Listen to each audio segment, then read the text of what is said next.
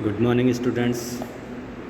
Myself, Dr. R.P. Bagdi, Assistant Professor, Department of ABST, SPC, Government College, Ajmer. आज अपन बात करेंगे BCom part third paper first, जो कि अकाउंटेंसी का है, ABST का है, income tax law and accounts, जिसमें पहले भी मैंने आपको वीडियोस भेजे हैं और ये मेरा अगला वीडियो है जो कि वेतन शीर्षक है, उसमें से हैं अनुलाभ। सबसे पहले तो अपने को यह मालूम होना चाहिए कि अनुलाभ क्या होते हैं। प्रिकोसाइट्स अथवा प्रक्स। अनुलाभ होता क्या है?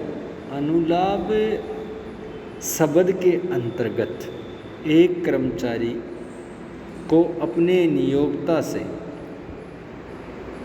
प्राप्त विभिन्न प्रकार की सुविधाओं एवं लाभों को शामिल किया जाता है। अनुलाभ का मतलब यह है कि नियोक्ता द्वारा अपने कर्मचारी को विभिन्न सुविधाएं या फिर कोई लाभ देता है। ये ज़रूरी नहीं है कि वो किसी निश्चित नियमों के तहत दे, या ये सुविधा भी हो सकती है और लाभ भी हो सकती है। तो ये सुविधाएं अथवा लाभ नियोक्ता के द्वारा अपने कर्मचारियों को स्वेच्छा से अथवा किसी अनुबंध के अधीन प्रदान की जाती है। मतलब नियोक्ता खुश होकर के भी दे सकता है, या किसी अनुबंध के आधार पर भी दे सकता है, या फिर ऐसे ही दे सकता है। ये सुविधाएं नगद हो सकती है या वस्तु या सुविधा के रूप में दी जा सकती है। तो नगद तो पैसे दे देगा, या कोई वस्तु कंप्यूटर दे दिया, लैपटॉप दे दिया, या फिर सुविधा मोटर कार की सुविधा दे दी कि आप घर से आने जाने के लिए काम में ले सकते हो, या पर्सनल काम में भी ले सकते हो। तो ये जो चीज़ें होती है ये अनुलाभ कहलाते हैं। तो इनमें आयकर हेतु केवल सुविधाएं एवं लाभ ही अनुलाभ माने जाते हैं, जो वस्तु अथवा सुविधा के रूप में प्रदान किए जाते हैं, लेकिन जिनको मुद्रा में मापा जा सकता है। इनकम टैक्स की दृष्टि से वस्तुएं और सेवाएं और सुविधाएं जिनको मुद्रा में मापा जा सके वही मानी जाएगी। आयकर की दृष्टि से नगद मिलने वाले लाभों को भत्ता अथवा वेतन के स्थान पर लाभ कहते हैं।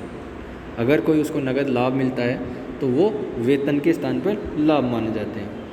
अनुलाभों को अपन 3 श्रेणी में बांट सकते हैं, जो कि इस प्रकार हैं। पहला है कर्मचारियों के लिए कर योग्य अनुलाभ, perquisites taxable for all employees, सभी कर्मचारियों के लिए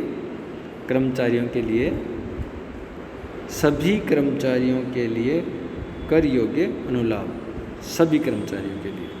इसमें थोड़ा सा करेक्शन कर लेना। दूसरा है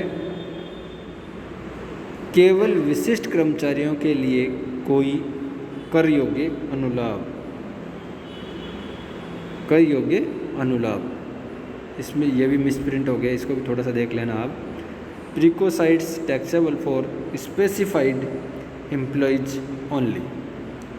तीसरा है वो है सभी कर्मचारियों के लिए कर मुक्त अनुलाभ, perquisites tax free for all employees. कहने का मतलब यह है कि अनुलाभों को अपन 3 श्रेणियों में बांट सकते हैं, जिसमें पहली सभी कर्मचारियों के लिए कर योग्य अनुलाभ, perquisites taxable for all employees. दूसरा है केवल विशिष्ट कर्मचारियों के लिए कर योग्य अनुलाभ, perquisites taxable for specified employees only. और तीसरा है सभी कर्मचारियों के लिए कर मुक्त अनुलाभ, जिसमें आज अपन जो बात करेंगे वो करेंगे सभी कर्मचारियों के लिए कर योग्य अनुलाभ, perquisites taxable for all employees.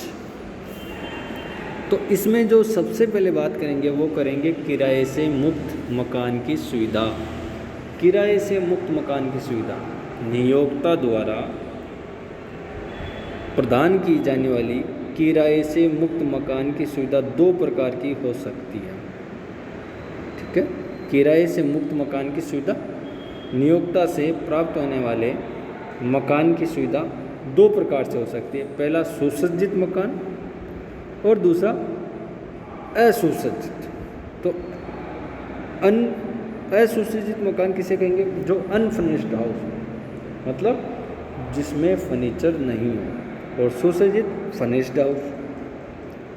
इस सुविधा का मूल्यांकन आयकर नियमानुसार करके कर्मचारी की आय कर योग्य आय में जोड़ा जाता है। दूसरा है होटल में रहने की सुविधा। यदि नियोक्ता द्वारा कर्मचारी सरकारी तथा गैर सरकारी दोनों कर्मचारी हो सकते को आवास सुविधा होटल में उपलब्ध कराई जाती है, तो इस सुविधा का मूल्यांकन आयकर नियमानुसार करके कर्मचारी की कर योग्य आय में जोड़ा जाता है। ठीक है। और तीसरी सुविधा है वो है कर्मचारी के दायित्व का नियोक्ता द्वारा भुगतान। कर्मचारी का कोई दायित्व है, उसका नियोक्ता द्वारा भुगतान किया जाता है। यदि नियोक्ता कर्मचारी के किसी ऐसे दायित्व का भुगतान करता है जो यदि नियोक्ता भुगतान करता तो कर्मचारी को करना पड़ता, नियोक्ता भुगतान नहीं करता तो कर्मचारी को करना पड़ता, तो ऐसी स्थिति में नियोक्ता के द्वारा भुगतान की गई राशि अनुलाभ मानी जाती है एवं कर्मचारी की वेतन शीर्षक की आय में शामिल की जाती है। ऐसे भुगतानों को कुछ उदाहरण मैं बता देता हूँ आपको। जैसे कर्मचारी की बच्चों की शिक्षा व्यय की नियोक्ता द्वारा भुगतान, कि एजुकेशन पर जो खर्चा है वो एजुकेशन एक्सपेंसेज है वो कर्मचारी नहीं चुका करके नियोक्ता भुगतान कर दे किसी अन्य व्यक्ति के स्वामित्व वाले शिक्षण संस्थान में। मतलब दूसरे बच्चे कहीं और पढ़ते हैं और उनकी जो फीस है वो नियोक्ता भुगतान कर दे। दूसरी स्थिति हो सकती है कर्मचारी के पानी और बिजली के बिलों का नियोक्ता द्वारा भुगतान। यदि पानी और बिजली का कनेक्शन कर्मचारी के नाम से हो, कर्मचारी जहाँ रहता है उसका पानी और बिजली का बिल जो आया उसको कर्मचारी ने भुगतान कर दिया हो, नियोक्ता ने भुगतान कर दिया हो। तीसरी स्थिति है कर्मचारी के होटल अथवा क्लब के बिलों का नियोक्ता द्वारा भुगतान। कर्मचारी के कुछ होटल के बिल हो या क्लब के जो बिल हैं उनका भुगतान कर दिया हो। नेक्स्ट है कर्मचारी द्वारा लिए गए ऋणों का नियोक्ता द्वारा भुगतान। कर्मचारी द्वारा कोई ऋण लिया गया है उसका भी भुगतान नियोक्ता कर दे तो भी यह उसकी आय में जो वेतन नियोक्ता द्वारा भुगतान कर दिया जाता है, तो भी इसको वेतन शीर्षक की आय में शामिल किया जाएगा। इसके बाद है कर्मचारी के द्वारा देय आयकर का नियोक्ता द्वारा भुगतान। अगर कोई इनकम टैक्स बाकी हो और उसका भुगतान अगर नियोक्ता कर देता है तो भी उसकी वेतन शीर्षक की आय में शामिल किया जाएगा। कर्मचारी के स्वयं की मोटर कार के खर्चों को नियोक्ता द्वारा भुगतान अथवा प्रतिपूर्ति। कर्मचारी की मोटर कार है उसका जो कोई खर्चा हुआ, मेंटेनेंस चार्जेस जो भी हुए, उनका भुगतान या तो नियोक्ता कर दे और या उसकी पूर्ति कर दे तो भी यह आय वेतन शीर्षक में जोड़ी जाएगी। यदि पानी बिजली अथवा गैस का कनेक्शन नियोक्ता ने अपने नाम से लिया एवं बाद में इनका बिलों का भुगतान भी नियोक्ता नहीं किया हो तो ऐसी सुविधा केवल विशेष कर्मचारियों के लिए ही कर योग्य होती है। मतलब पानी और बिजली अथवा गैस कनेक्शन नियोक्ता ने अपने नाम से ले रखे तो वो विशिष्ट कर्मचारियों के लिए ही कर योग्य होगी, खुद के लिए नहीं होगी। पानी बिजली में ध्यान रखना है कि यदि पानी बिजली अथवा गैस कनेक्शन नियोक्ता ने अपने नाम से लिया हो एवं बाद में इनका बिलों का भुगतान भी नियोक्ता ने किया हो तो ऐसी सुविधा केवल विशिष्ट कर्मचारियों के लिए ही कर योग्य होती है। दूसरी स्थिति, यदि कर्मचारी को घरेलू नौकर की सुविधा देने हेतु नौकर की नियुक्ति नियोक्ता द्वारा की गई हो एवं वह ही उसका भुगतान करता हो तो ऐसी सुविधा भी केवल विशिष्ट कर्मचारियों के लिए ही कर योग्य होती है। कहने का मतलब यह है कि अगर नौकर की सुविधा दे रखी है और उसका भुगतान नियोक्ता द्वारा किया जाता है या नियोक्ता द्वारा नियुक्त वो नौकर है तो वह वेतन का भुगतान करता है तो ऐसी सुविधा भी केवल विशेष कर्मचारियों के लिए करी होगी। इसके बाद चौथा पॉइंट है कर्मचारी के जीवन बीमा अथवा वार्षिकी के प्रीमियम का नियोक्ता द्वारा भुगतान। नियोक्ता द्वारा अपने किसी कर्मचारी के जीवन बीमा प्रीमियम अथवा वार्षिकी अनुबंध के लिए चुकाई गई राशि अनुलाभ मानी जाती है एवं कर्मचारी के वेतन शीर्षक में आय में सम्मिलित की जाती है। कर्मचारी की कोई जीवन बीमा पॉलिसी है या वार्षिक प्रीमियम है, उसका भुगतान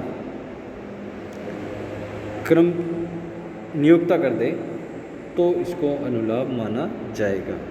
अन्य निर्धारित आनुषंगिक लाभ वित्त अधिनियम 2003 की धारा 17 में एक नया वाक्य 4 शामिल किया गया है। इस वाक्य के अनुसार कुछ आनुषंगिक लाभों का अनुलाभ में सम्मिलित किया गया है। नेक्स्ट है अधिवार्षिकी निधि में नियोक्ता का अंशदान। अधिवार्षिकी निधि में नियोक्ता का अंशदान गत वर्ष में 1.5 लाख रुपए से अधिक हो तो आधिक्य कर्मचारी के लिए अनुलाभ के रूप में कर योग्य होगा। आज के लिए इतना ही। Thank you.